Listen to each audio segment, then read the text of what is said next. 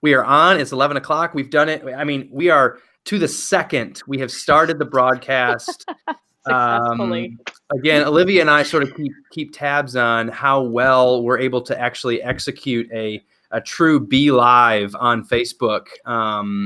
And so I feel like we're getting much better at it. Yes.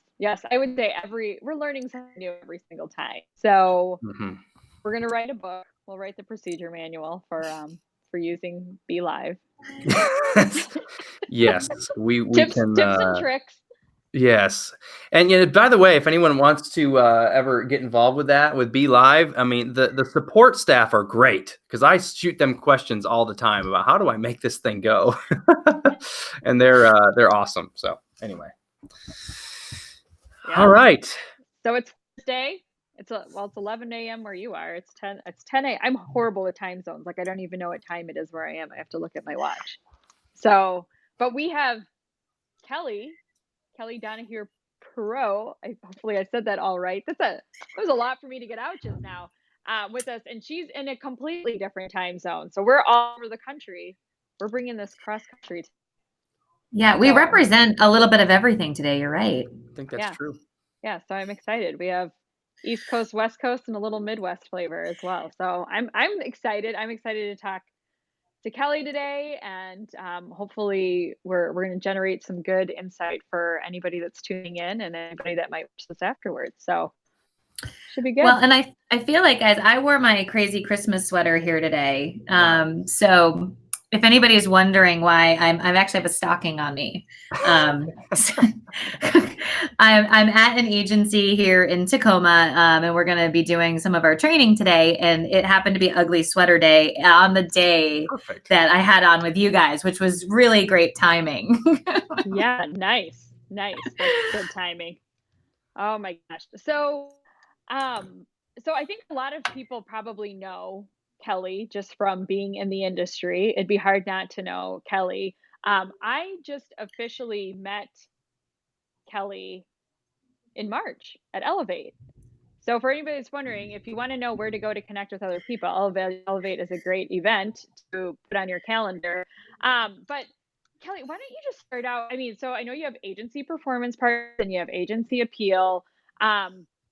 Can you give us a little bit of background? Like, what's your history? Some people might already know it. I know a little bit of it, but just, a little bit of your history and how you got to developing, these two companies. So I always think it's funny because, no one grows up wanting to be in insurance, and it wasn't in my family tree either. So it wasn't like mom and dad had an agency. So actually my mom always teases me when I was a little girl. I told her I wanted to grow up and be a lion. That was my career aspirations. I don't know why she didn't get me into some remedial tutoring at that point, but and now you're a Tigger. So, I mean, you're close. I guess, yeah, you're right. I never thought of it that way. But, I grew up in Connecticut, and not in the greatest economic area, but I knew I wanted to branch out. So not a lot of jobs in that area. So as I was kind of in high school, I picked up a job as a bank teller. I floated around because they needed help in the summers and I was going to college. And so the thing is that the bank had some insurance products, auto loans, and I needed money. And that was like, my parents weren't wealthy. My dad was in sales. My mom was a school teacher. So lo and behold, I'm a sales trainer. I guess it was genetically predisposed, but and I hate dating myself. Every time I have to tell this story, and like in 2019, I'm thinking somebody at some point is going to play this at my retirement party and ask me like, what was an ATM card? Because I tell the story because I was a bank teller when people still went into banks. Right. Yeah. Like the ATM card had just come out, and it's very funny from an 18-year-old's perspective as you look at insurance, like all the disruption, and everyone thought banks were going to close, and, they didn't need as many tellers. Everyone was going to be laid off. And so they just kept incentivizing us to tee up other opportunities. And so anybody who came in my teller line, I just asked, like, where do you have your auto insurance? And, they'd be like, oh, the guy up the road. I'm like, well, you're here. Do you want to just get a quote right back? And, I just got good at teeing it up, and the bank saw something in me and worked through that. And then the mortgage crisis hit. So everything was mortgage, and mortgage hit. And it was insurance. And then from there, I got recruited by a technology company in insurance. Again, totally dating myself. Like, I didn't have a Facebook account when I started with this insurance tech company. And so Facebook was just becoming a thing. And got my first Facebook account working for them. And we were helping agencies develop websites and internet leads and search engine optimization. And very, very early, 10 years ago, database nurturing. Well, lo and behold, I mean, we blew up people's databases. Like, this was when technology was like sending out like a Merry Christmas e-card was like a dangerous situation. Wait, that's a bad thing? It's not a bad thing, but when your technology is not great, it can definitely, like bad. Like, you can send out the logo of somebody else's agency if you're not real careful. Kelly, This was a decade ago. I'm actually getting ready to push go on one of those myself here very shortly. So be very careful. Yeah. Well, I remember being at an agency in Florida, and he was going to send out an email to 10 auto dealerships. 10.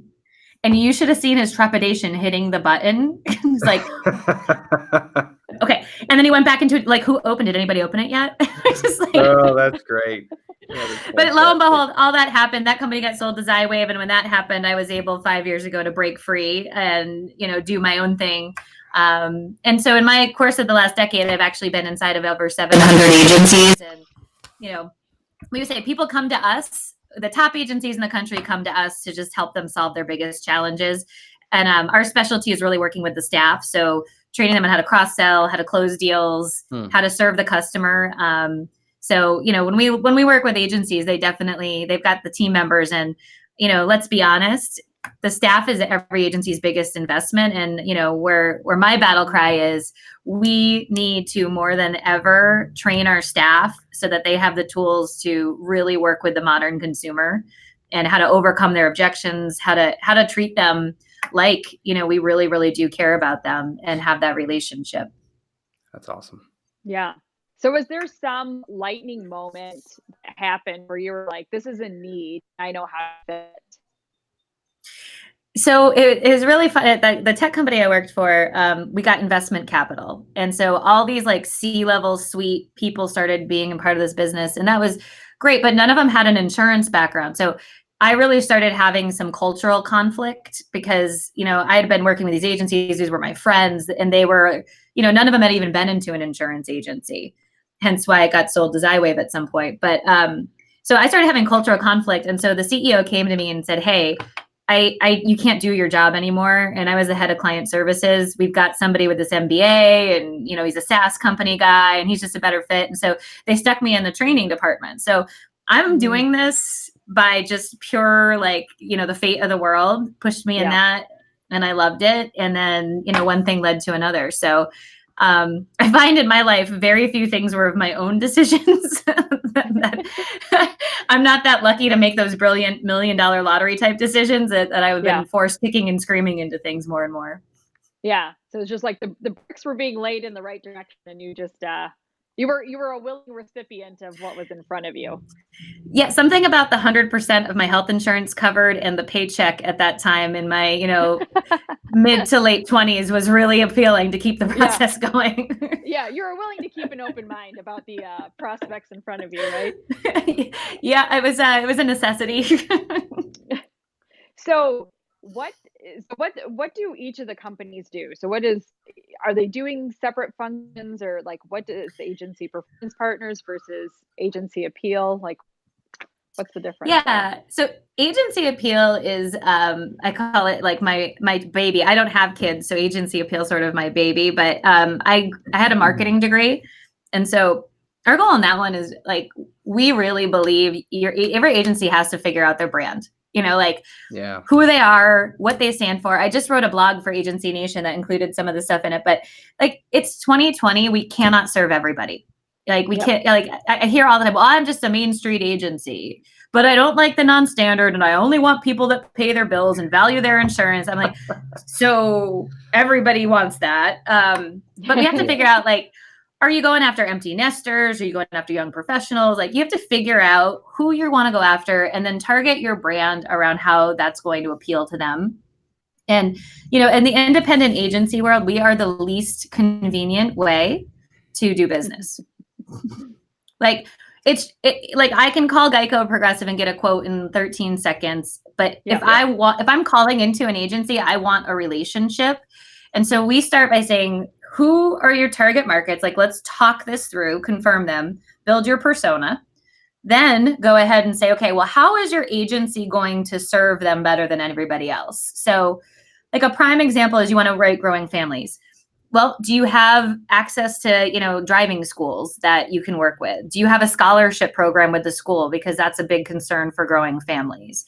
Do you have office hours that are convenient for growing families? Like if you shut your office down at 4 and mom and dad work, they're really going to struggle to do business with you. No doubt. Do you have text? Yep. Do you have text messaging capabilities? Are you at the Saturday farmers market handing out disposable bags with your agency name on it, offering quotes?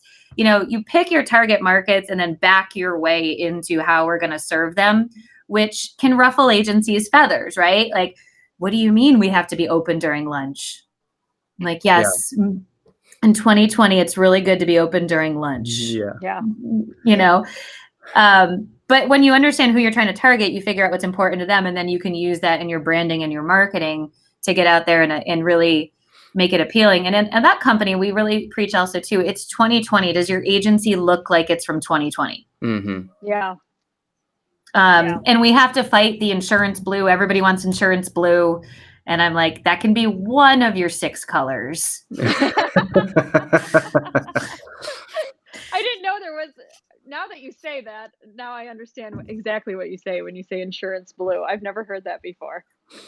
It's just a navy blue that's, many, many years ago said, is trust and respect. It's like, but everyone glazes over it today. So, we kind of help. It's like we say, if you look at any like the HGTV like rehab shows, like we want to come in here and put the paint on the walls and get you guys to be really relevant to the key target markets by positioning it in a way that look and feels and responds to them.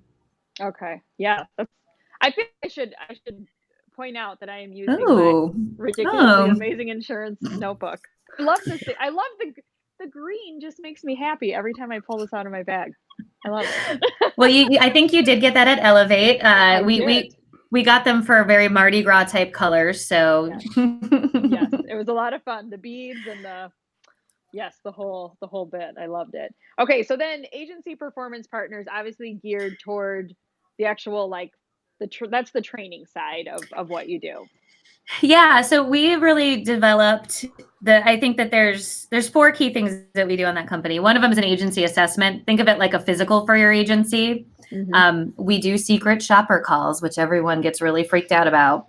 But it's really interesting. So currently our metrics show that 30% of my secret shoppers never get a quote after 2 weeks. Ooh. Wow. Ouch.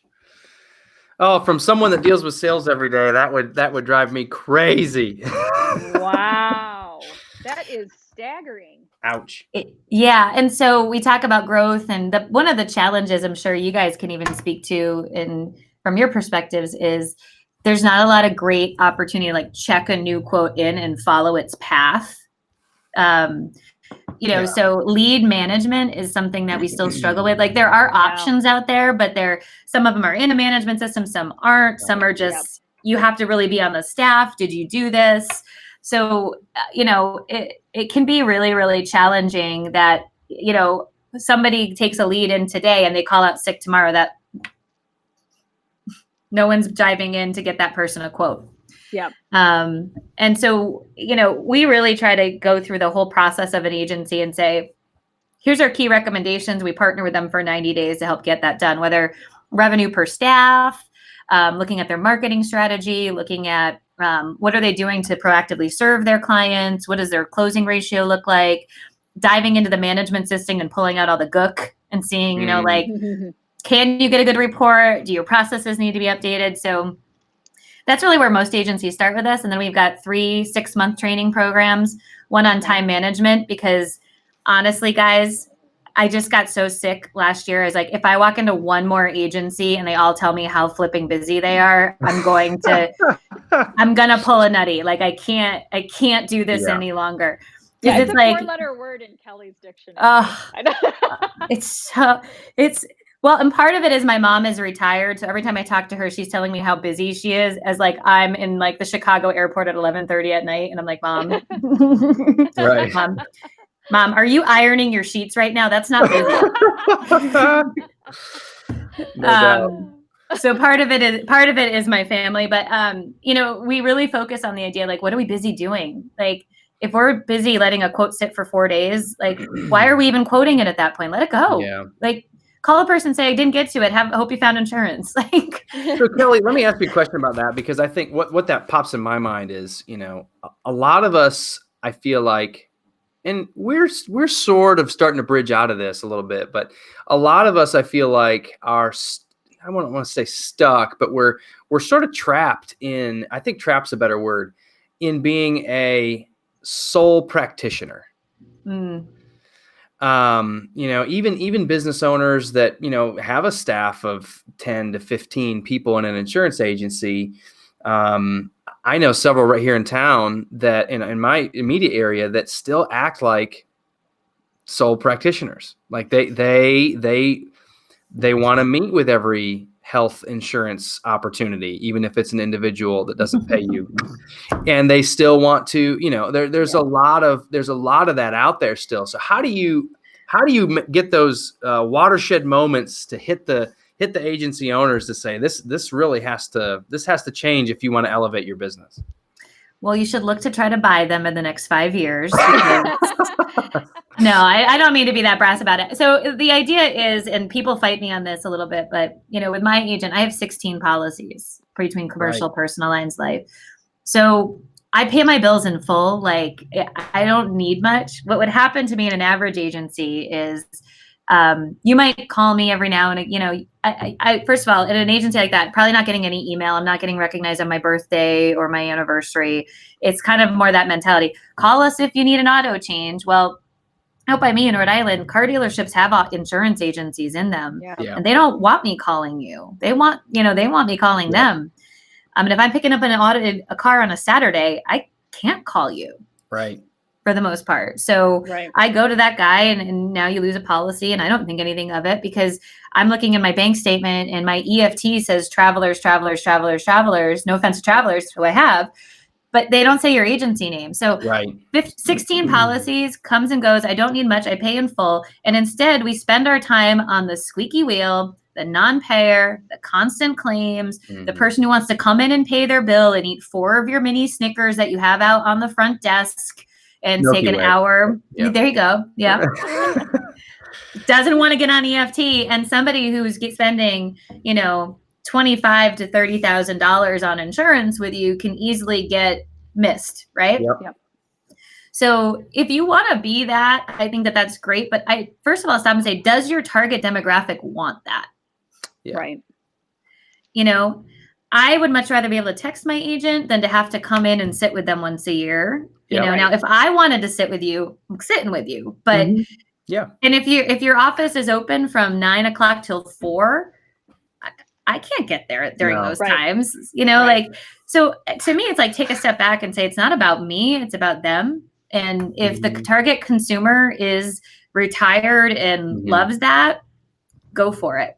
Yeah. If it's not, take a step back and just say, I also want to say something on that front, like the solo practitioner. One thing that, you know, we preach is you have to fire yourself from that job. So if you're doing your business right, you should be having a producer. Like, you shouldn't be the top producer and run a business. Right. Yep.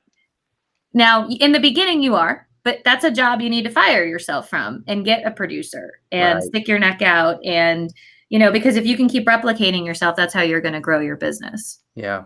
It's hard to do. I mean, we're in a situation in our agency specifically where I think that's a reality, you know, where we're starting to get to a place where it's clear that we need to start replicating ourselves. And by ourselves, I mean, you know, myself and my father-in-law. We need to start replicating what we're able to do so that going into the future, we've got solid business plans in place to be able to respond to the needs of the community that we serve.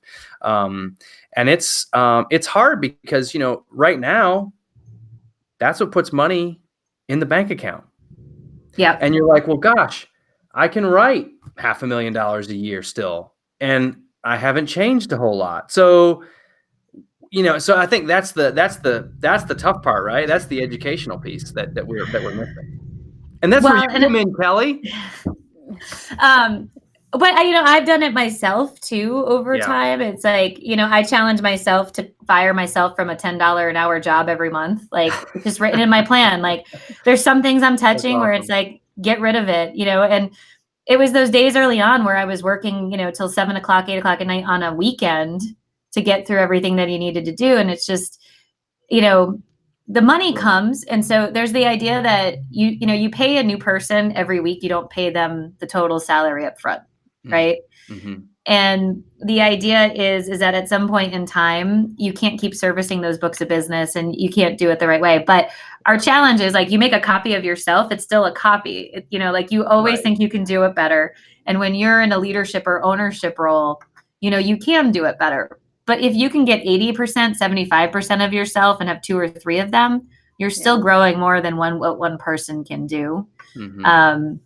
And I think that the bigger idea is, what do you want to be when you grow up? Awesome. Do you want to be a business owner? Do you want to be an agent? And when you become sort of obsessed with, I want to be a business owner, and if I never have to do an endorsement again, happy day. Yeah, exactly. Yes. Exactly. Very good. So, I don't know. Did we get through all 4 of these? No, we didn't, because we started chatting. Sorry. So I'm always good for derailing a conversation. No. Sorry about that. Keep derailing. And you get me talking about the word busy, and all of a sudden, it's 2 days later.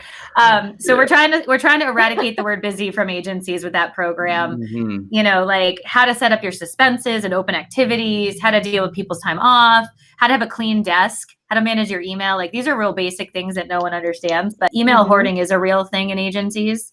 Yep. And then that's a problem. No doubt.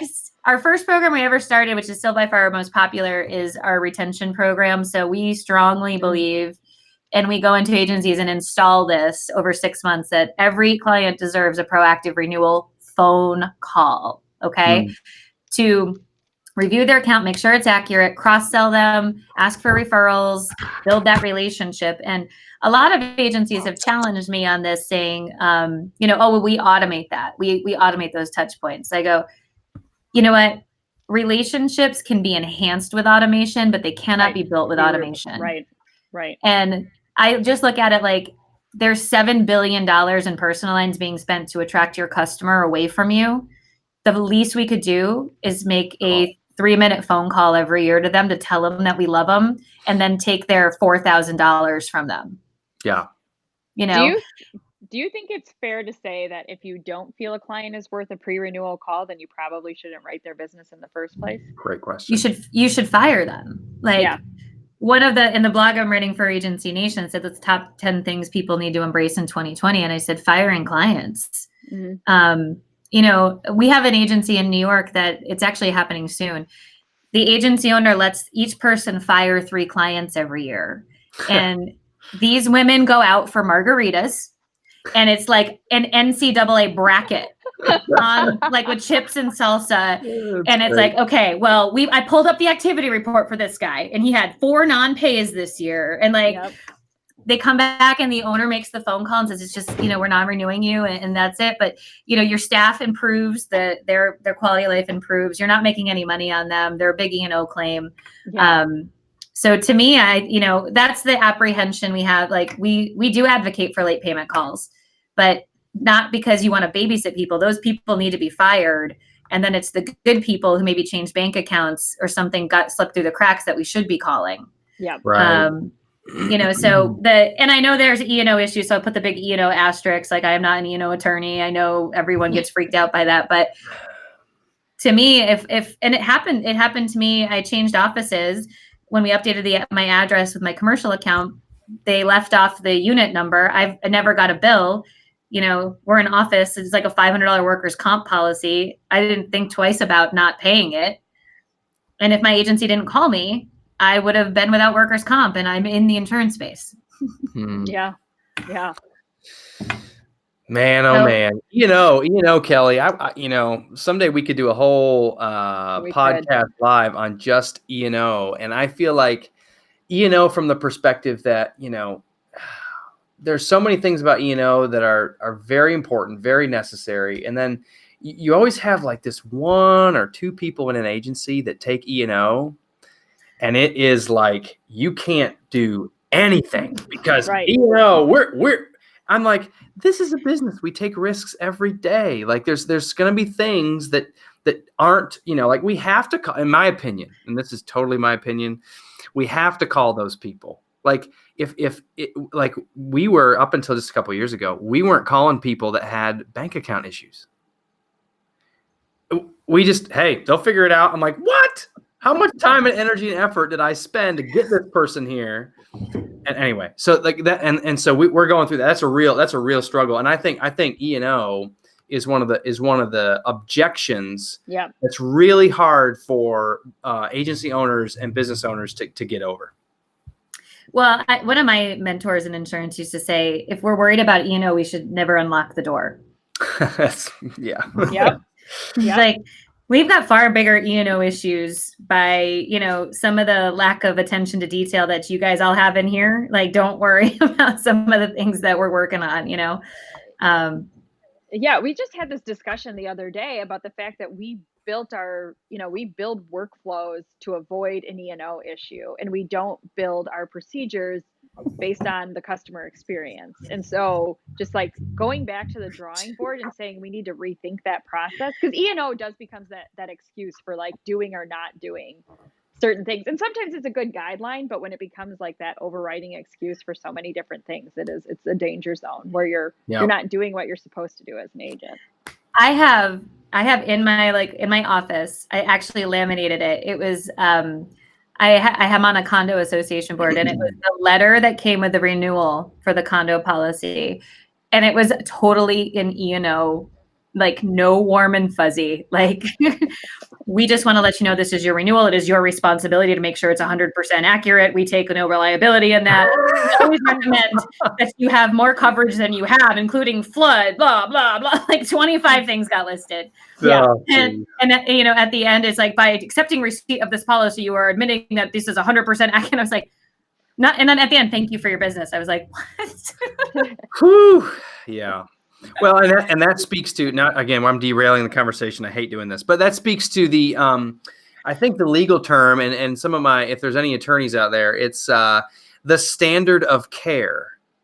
And state to state, what the standard of care is. I mean, I believe in where I sit, we are simply an order taker until we prove ourselves otherwise. As soon as we make any kind of risk management recommendation, we've raised our standard of care, and so that language right there is what just freaks people out. I want to stay an order taker. I just want to send, this is the letter. It's your responsibility. None of this is my problem, because if I keep that standard of care as just an order taker, I can't be sued. Well, and let's be honest, how often are we all sued? Rarely. Yeah. Right. So it's like, I understand if you've been burned, but the idea is that like attorneys don't operate their whole law firm by like, oh, we got to watch out for, like they run a business. And, my philosophy and my take on this has always been like, we have to own being independent agents. Remember, we're not convenient to work with. Yeah. And people, if they're going to independent, they want a relationship, and they want to have a person that they can rely on to take care of them. Right? Like, that is why they came to us. So when we don't do things like making renewal review calls, and I'm just remembering at this agency actually in Iowa, Olivia, and I went and did the assessment. Everyone's like, oh, we are a small town agency. And I was like, that's awesome. I love small towns. I grew up in a small town. That's amazing. So like, what do you do as a small town agency? Well, when people call in, we handle what they ask for. Okay. Do you call them at all at renewal? Because you're a small town agency, everybody, oh, no, we don't poke the sleeping bear. Yeah. I love that term. Yeah. And I'm like, it's a small town agency who is very much involved in the community. But the idea that we were going to call our customers to talk to them about renewal and protect them from barn fires and hailstorms and all the other stuff you got going on in Iowa. I was like, don't you think that would be the representation of a small town agency? And they're like, well, no, they all know us. They'll call us if they need something. Yeah. Yeah. We don't want to remind them that they have insurance. We just want them to remember when they need to know. You know? Right. But like, let me walk you guys through like this story, because we do this role playing when we start out with making renewal calls to the agencies. Like, imagine you come home on Friday night and your insurance renewal's in your mailbox, and you have your Christmas credit card bill from last year that wasn't paid off, and your son wants to go to soccer camp, and your insurance renewal went up, and it's Christmas again. And it's Friday night. How do you feel about your agent? Right? Yeah. Yep. So then, you have a glass of wine or two or three, you shop your insurance because it's on every TV commercial. You pick your own coverage, because that's what I would do, is pick the lowest. I want to save money. Seems legit. I don't know what I'm doing. And now I get this ridiculously low rate. Now, how do I feel about my agent? Yeah. They're ripping me off. Like, how long have I been overpaying? This is ridiculous. Maybe by the goodness of my heart, I call Olivia on Monday morning at 8:30, the first call of the morning, and I'm spicy because now Olivia was fine. She changed my vehicles. It was fine. I wasn't like over the moon, but it was fine. And Olivia's like, no problem, no problem. We have some other markets. Let me shop this for you. I say, fine. That other person's calling me, emailing, text me. I give her a chance. But, here's what happens. It's Monday at an agency, and it's busy because it's Monday, and right. It's always busy on Monday. Yeah. So I'm going to, but you know what? This renewal, it's not for 45 days. So like, I've got other stuff first. So I prioritize. The next day's a snow day, and then the next day somebody has the flu, so we're busy. So maybe by Thursday or Friday, I can reshop them. And Olivia calls me and says, my goodness, Kelly, I've got some great news. I can save you $600. And I'm like, why did I have to call you? It took 6 days. I'm over this. Yeah. And that person's blown up their time. Now, let's say I renew with Olivia, right? I renew with Olivia this time. Just path of least resistance. Fine. What do you think I'm putting in my calendar to do next year? Yeah. Same thing. So we kept the client, but now that big company has my information in a marketing database, is going to continuously hit me. Yeah. I don't trust Olivia because I had to do all the work last time. And I'm going to make it a point to go shop my insurance and be better prepared. Right. Now, if Olivia calls me on Friday and I'm like, oh, I got my insurance, that must be why Olivia wanted to talk to me. And I call Olivia on Monday morning at 8:30. I'm like, hey, girl, what's going on? You want to talk about my renewal? I saw it went up. Yep. Now you have better opportunity. Yeah. Completely different experience. Yeah. So loyalty is gone. And if you don't do it the right way, for sure, you've lost that. And crazy enough, one of the things, a byproduct of the renewal call program, is we find that the staff morale improves after they've been doing it for 2 months. Because they're not under the gun. They're not reshopping out of desperation. Yeah. People are saying, thank you. This was really helpful. They are able to get the account rounds. They are able to get the increases because they're hitting people before it's a problem. And so it's funny, but everyone hems and haws and says they can't do it in the beginning. But if I get them to the 60-day mark, people are like, no, I do like doing it. So the tune changes. I know. Una talks about this a lot, and how much it took people a while to just get comfortable with it. But then it was like, oh, on the back end, you see that your incoming calls have reduced significantly because you're being proactive with your clients. So that was kind of that was the thing that she noticed after a couple of months of doing this. It may have taken a while to get people to buy in, but once they did, they realized that their workloads actually felt a lot more manageable. Yeah. So it solves a lot of problems in the agency, and it just allows you to be in the driver's seat, not in the receiving seat. Because people only call into an agency with a question or a problem. That's it. They don't call and say, how's it going, guys? Yeah. Any new endorsements for me to consider? Kelly, I don't have time for that anyway. So, I mean, what a world. Yeah. You know what? I'm too busy. I'm too busy following up on this LPR for the guy that wants to cancel. I've called him 4 times to get that paperwork in to cancel his policy. Yes. Yeah. It's like, it's amazing how much we do under the gun. It's like complete habit under the gun, like just operating under the gun. I don't even know It is. I mean, when you say it, Kelly, it feels like so common sense that I just like, Well, why like didn't I think of that? in our time management program, one of the things that we tell people, you're not allowed to put open activities for Mondays. You cannot suspend out yourself for a Monday. Interesting. Well, it's the number one day that people have off, Right. right? Like the holidays too. Monday's the worst day in an agency. So why are you backlogging yourself? Yep. Tuesday, Wednesday, Thursday, you're not allowed to do it Friday so you can play catch up. You need to be in the kill zone Tuesday, Wednesday, Thursday. Mm-hmm. And if you do it right and you give strong calls to action, like I need this by Thursday end of day to help you versus, hi, just want to follow up again on that report card for your good student driver discount. When you get a chance, can you email that to me? Have a nice day. Versus, Kelly, are you familiar with the zero backlog system? What's your opinion? I am a first call resolution girl all day long. I think in personal lines, you can do 80 to 90% of what you got to do on that phone call. Yep. I even have agencies that we've trained them to reshop the person on the phone call and hold them on that call. With today's technology, you can do it. I see very, very, very, very few situations where things should not be done on that phone call with the client on the phone, telling them the price, handling everything start to finish, and shutting it down. Great. Cool.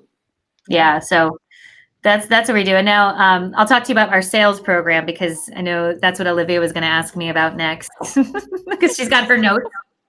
Okay. So we have our sales training program, which we have plenty of producers that go through it. And we have plenty of people who service and sell. So one of my pain points in the insurance space is in personal lines in particular, there used to be a producer and a service person. And then, margins got different. We could generate inbound leads. We don't need to have people out of the office. So this service person now became a salesperson and they have a service heart. So when sales come in, it's deprioritized. Yep. And they do a lot of things that some common sense things that don't help us hit our goals. So even producers do this. So that's why I say both people go in, but a lot of people hear sales training and they think, oh, that's for producers. My service / team don't apply. And I reject that. But we talk all about, and the funniest thing to me is universally, and I'd love to hear you guys' opinion on this. So our first step of the sales process is building rapport, right? Like introducing ourselves, talking about who the agency is, talking about who you are, how you're going to benefit them, finding out all their details, right? I can't tell you every time I've launched this program with an agency and we talk about, you have to talk about yourself, like introduce yourself. Like I'm Kelly, I've been in insurance since I was 19. I want to learn about you so I can find the best rates and fit that's within your family's budget. And they're like, we just want to get into the quote sheet. And then you hear these recorded phone calls where at the very end of the call, somebody's like, what's your name again? I was like, they just gave their social security number to somebody that they didn't know their name. Yeah. Yeah. And so it's like slowing down to take control of the call. But there's a lot of feedback.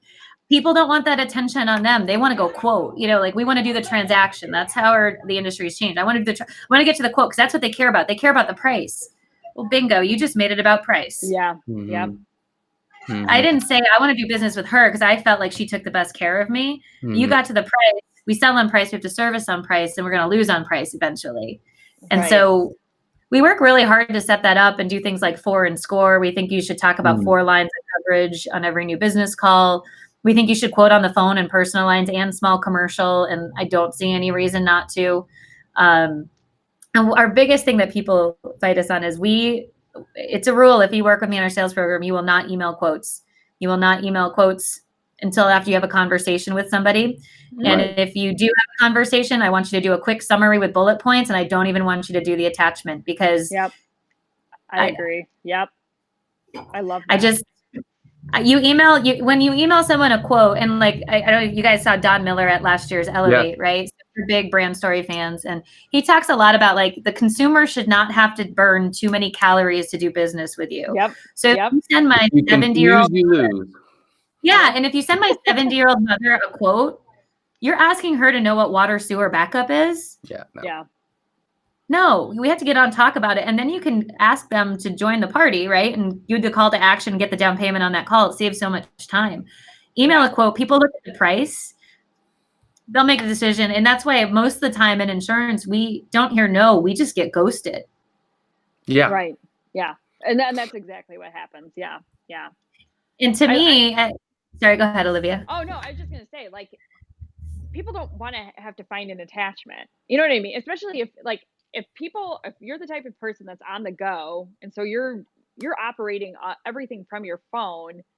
And I know some phones are maybe it lays out differently than others, but like for me, attachments show up in different ways in my phone. And so if you've attached a quote, I'm probably not even going to see it. Like I'm going to be like, well, I had to scroll for too long and I gave up. And so just forget it. Or my Wi-Fi wasn't good, didn't open. Yeah. I just created another barrier to bringing that customer in the door. So let me ask you this. So a lot of what we talk about, you hear it talked about a lot. And I wanted to ask you this at the last conference we were at, but I just didn't have time. What is your thought, and how do you work in like a video quote proposal? Yeah. I'm just going to say one thing about what Olivia said, and I'll that. So one of our secret shoppers, we just got into kind of a back and forth with one of our agencies we secret shop. So the woman's like, I emailed her the quote, right, which was against the policy and procedure. But she's like, my secret shopper said she didn't get the quote. She said she emailed it. We looked in the management system. There's an email. It went to her spam folder. It went to the secret shopper spam folder. Now, again, the client's not going to check their junk or spam folder to look for your quote. Right. Right. So it's another reason to not do it. So here's my feeling on video proposals. I think this is what, like we talked about earlier, technology can enhance a relationship, but it's not the relationship. Correct. So to me, plan A is I'm getting you on the phone, right? Correct. So if I said I'm going to quote you, I can't quote you on the phone. I am going to go ahead and I'm going to set a time. Wait, do we have a new quote call? It's an agency-wide phone call, so I'm not missing a sales opportunity. I promise you that. I was going to applaud you. I'm like, go get it. Yeah. Let's do this live. Yeah, let's see. Let's do a secret shopper call. Yeah, you want to do a secret shopper right now? That's great. Forward to voicemail. Yeah. No one here is available to get you a quote because we don't do that on Tuesdays. Like we don't. I'm engaged in an industry-wide webinar, which is hopefully going to help me better service you later. So on the video quote, if I couldn't quote you on the phone, what I would do at that point is say, what time tomorrow can I go over your options? What works for you? Book an appointment. If you ghosted me on that appointment, I'm going to call you 3 times that hour, which freaks people out. But we had an appointment. I got to value my time just like you have to value your time. And I'm going to try to get you on the phone because by that third call, you're probably picking up because you feel like this big and terrible that you ghosted me or that you got caught up in something else. Nice. So to me, it's like that is a last ditch effort. But even then I wouldn't attach the quote to it. So if I couldn't get you back on the phone, I'd take a final swap at that. Now, if you gave me a hard objection of I need to talk to my business partner, my accountant, and you were like, I couldn't get that person on the phone to talk to them direct, I would do the video side of things. Okay. I'll say 2 things on video though. And I love video. We do a ton of video, but if you are not somebody who's comfortable on video, you cannot do a video proposal. Good point. It's like one of the most awkward, uncomfortable things to watch. Yeah. And I would never lean on a video proposal without a conversation because to me, I need that dialogue of that feedback. I want to see your reaction to the price. I want to hear it. I want to feel it so that I can move my quote around a video. I could just be like, no, thanks. Okay, bye.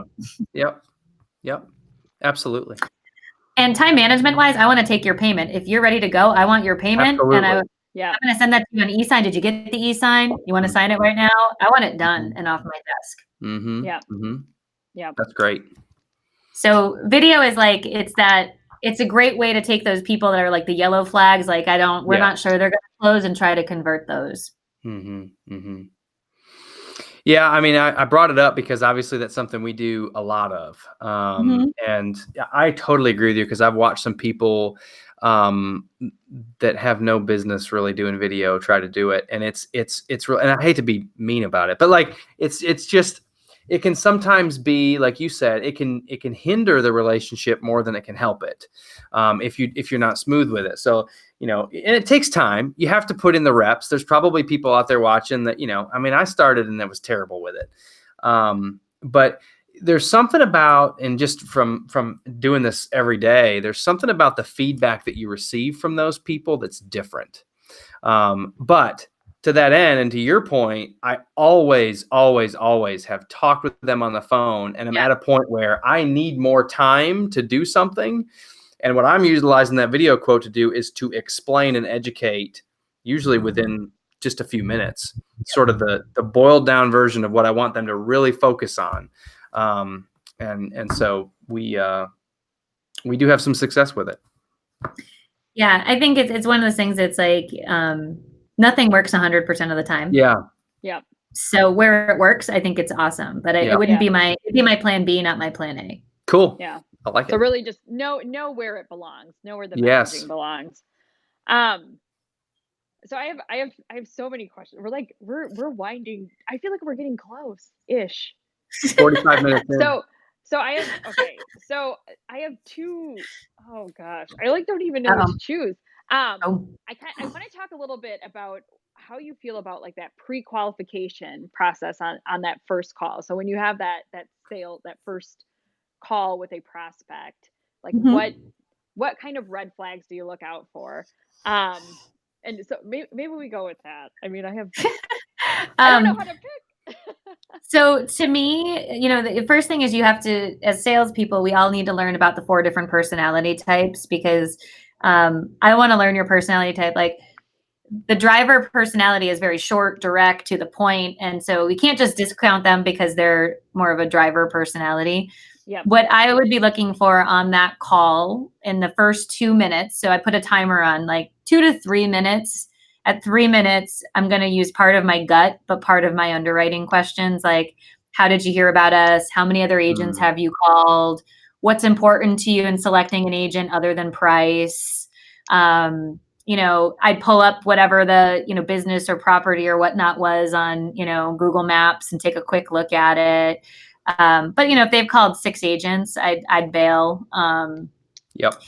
If they're like, well, just how long is this going to take? I only want the cheapest price. Yeah. I'd say to do it right, it's actually going to probably take me about 45 minutes. But I'm going to shop the top companies for you to get you the best price. Do you want to move forward? And if they didn't, then they didn't. I want to talk to them about, tell me a little bit about, I'm going to pull up some information. Tell me a little bit about yourself, see what they say. But at that point in time, to me, the one thing that has, and I forget this once a year, and I pay my penance, my tuition money on bad prospect, bad client. Yeah. So if they're giving you pushback fee, bad prospect, bad client, that's just the bottom line. Yeah. If they're pushing you around too much, if they aren't going to value being an independent agent, if I would say if they want insurance for a couple days, not for me. It's not for any independent agent. Like there's people out there that do that better than us, but that person can sop up so much of our time that then we don't get to the good stuff. Yep. And they're so offended. I mean, I tell people to take a hike regularly, but they get so offended. They like try. I've got certain people that will take me to task. Well, you said you might have a market. Can you check that? I'm like, ma'am, it's just not going to, I've done this enough to know that I'm not going to have the best solution for you. I know that, Yeah. And so to save your time and mine, I don't think we should move forward.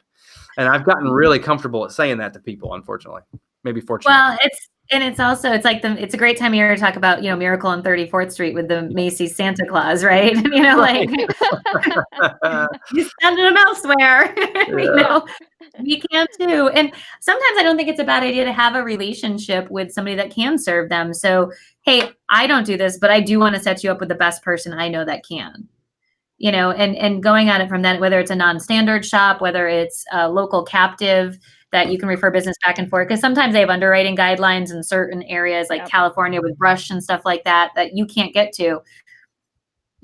Help the person out and then go from there. But I think that the pushback on agents is always like, well, what if they leave me a bad Google review? And I just like, well, then you respond and say, I'm sorry, we just weren't the best fit, for your, 2 pit bulls with a trampoline, a diving board, and a wood stove. We really just weren't a good fit for you. Yeah. The slide next to your pool didn't look stable. Yeah, the diving board. Yeah. It looked like real fun, but not for us. Mm-hmm. So what's one thing, and I know you have just this massive wealth of knowledge, but what's one thing that you think that agencies could implement tomorrow that would be just maybe not a huge game changer, but at least a good incremental change in the right direction of the way that they do things? I'm just going to go back to I love sales, but by far we all make more money on renewals.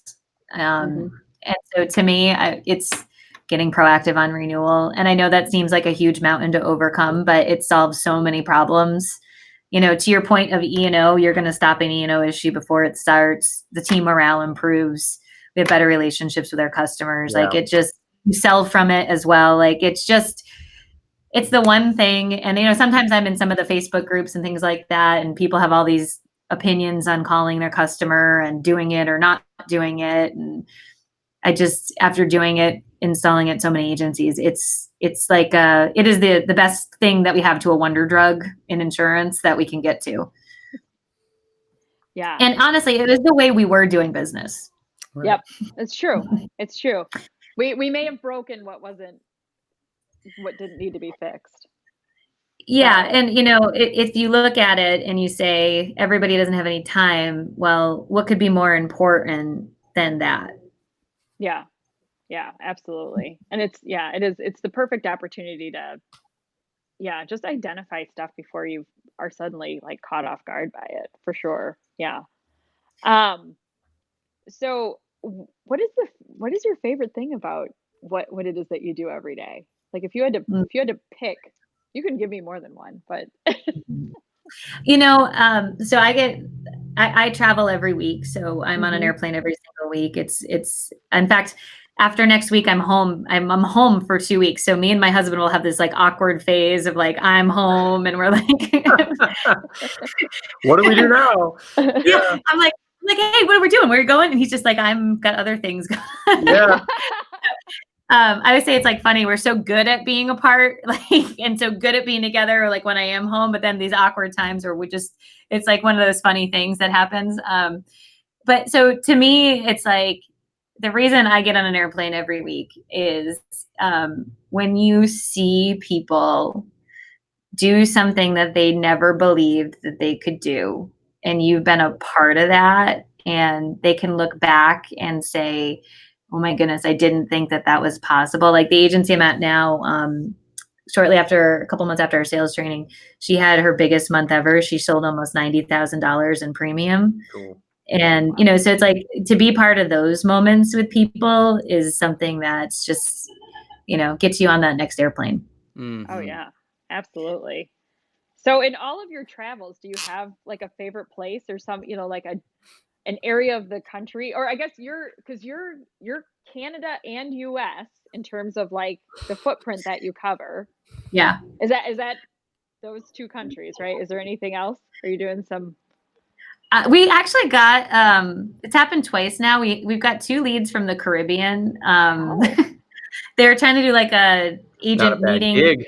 Yeah, like I wouldn't say it was as grand as Elevate, but it was, they were trying to do like they wanted to have us come out as a speaker, but I think what happened was like Caribbean time hit where it just really wasn't so well organized and,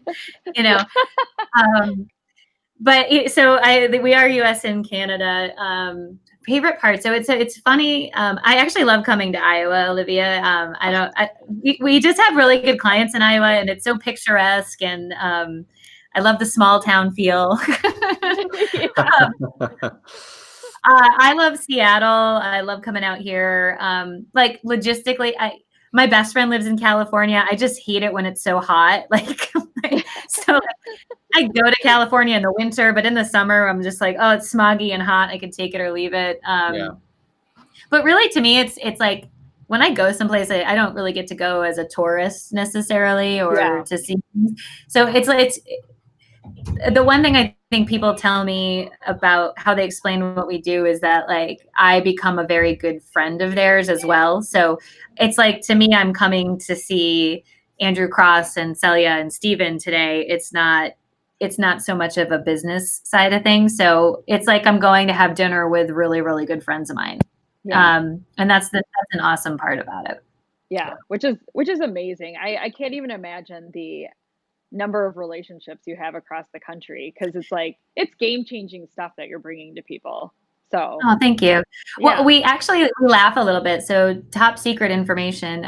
When we have clients locally, like Massachusetts, Rhode Island, if we can drive there same day, the relationship is actually dramatically different. Oh yeah. When an agency invests in having you fly out and like really organize, where if it's like in Massachusetts, like, oh, Kelly's coming by today. It's like where everyone else is like, no vacation time, lunch is being brought in. Like, it's just a little bit more casual because the expense and the commitment is just different because, you know, we can be there in 45 minutes. Right. Right. Yeah. So how do people find you? Obviously you have your podcast. And we have our podcast, which is always great. You have great guests that come on. And are you still doing that once a month? We're doing it once a month. Yeah. Okay. We find that it's just a good little time. And then we're guests on other podcasts. So I feel like once a month is good. Oh yeah. Yeah, definitely. So how do people find you? Delta Sky Lounges are a great place to find me. Nice. So we actually, based on, our friend Don Miller, story brand there, we just actually put on our website and changed some things around where on our website, if you go to agencyperformancepartners.com, pretty much everywhere you look, there is a big red button that says book an appointment. You can click on that and it comes right into my calendar. So if you wanted to find me, I would say that's the best and easy way. If you look at my calendar and it's looking a little egregious because I might be in different time zones, go to the contact form, drop me a note. We can work through that. But we always say, even if it's just want to pick my brain for 15 minutes, 30 minutes, we give that to any agency. And if you want to learn a little bit more about what we do, I'll just say this one. I don't want to make this an infomercial, but if you are interested, what we do, we are going to be changing our pricing next year. So you can lock in 2019 pricing, just sign an agreement, and you can use our services anytime next year, get started anytime. But that's a great way if you're even considering it. I'd say do it now. I'm happy to be selling, Kelly. Always be selling. I'm happy to take more of your money for the same services next year. That's great. Hey, listen, we've got about 3 minutes left. Olivia, I did not prep Olivia on this, but one of my thoughts was I want to do a quick 2-minute recap with commentary. Are you ready? Are you ready? Yes. Apparently not. Does she have any other option? This might be the equivalent of an internet fall flat on your face. I don't know. We're gonna try it. Here it is. Look at this. Oh. These are my key takeaways for Kelly. So the first thing, so much more organized. proactive renewal phone calls. Number 1. Number 2, allow staff to fire clients. And I put the bracket system. That was an incredible moment, by the way. I'm still imagining so many brackets. And at a Mexican restaurant, you talked about chips and salsa flying around. I mean, it's forever in my brain, so that's amazing. If we're worried about E&O, we should never open our doors. Yeah, absolutely. And then let's see, we have to own the IA channel. I'm a first call resolution kind of girl. I liked that line. That was great. And a bad prospect always equals a bad client. And of course, you can find Kelly, agency performance. I didn't have enough room, partners.com. How'd I do? That was a great recap. I'm trying. It was a great recap. It was actually a very funny one too. Like you were very vivid in your description. We're trying to change the world of insurance one live phone call at a time. Yeah, anyway. I love it. I was bringing guacamole into the mix as well, just so you guys know. So I'm going to ask one last question. What are you looking forward to most in 2020? Oh, this is a good question. And I'm going to go back into always be selling mode. So we are going to launch a new service line in 2020 where we're going to do a subscription training service. So it's actually, there's going to be a leadership guide for leaders, workbooks for the staff, quizzes. And it's actually 10 weeks. So you learn one objective. There's discussion talking points. There's homework. Come back. Talk about it. So it's all video. Homework. So well, not for you guys, for the staff. I am the Yay. staff. Wait a minute. I'm working on one right now, which is like, what are the top endorsements you want to talk about? Like, how do we get increases in coverage? And so they have to go do a sheet of like, hey, at Travelers, these are the top auto endorsements and roughly their cost. So like you start aggregating these great things. But so we're going to be launching it to our beta test in Q1 to any client that's done business with us in Q2. And then the second half of the year, we just get a lot of agencies that are a little too small to maybe have us come and work with them directly, or clients who've gone through all of our programs and, you know, now they can have something that keeps that training going and alive. So really excited about that for next year. Yeah. Fantastic. Awesome. That's great. Awesome. Olivia, anything else? No, this was amazing, and I am going to tell you, Kelly, that I didn't get through half of the questions that I had written down. Of course This not. was such amazing discussion. This is wonderful. I have a meeting this afternoon, and I am taking all of these notes and just regurgitating them to the group. So I'm excited. This was perfect timing for me. Well, and I'd be happy to do a follow-up if you guys want in the future. So if you need another guest to go through the questions, just let me know. Amazing. Yes. All right. Awesome. Well, thank you so much, Kelly. Enjoy Of course. Enjoy the West Coast. Will do. All right. We'll talk to you soon. Merry Christmas, everybody. Yes. Merry Christmas. All right. All right. See you all later. Bye-bye. Bye-bye. Bye.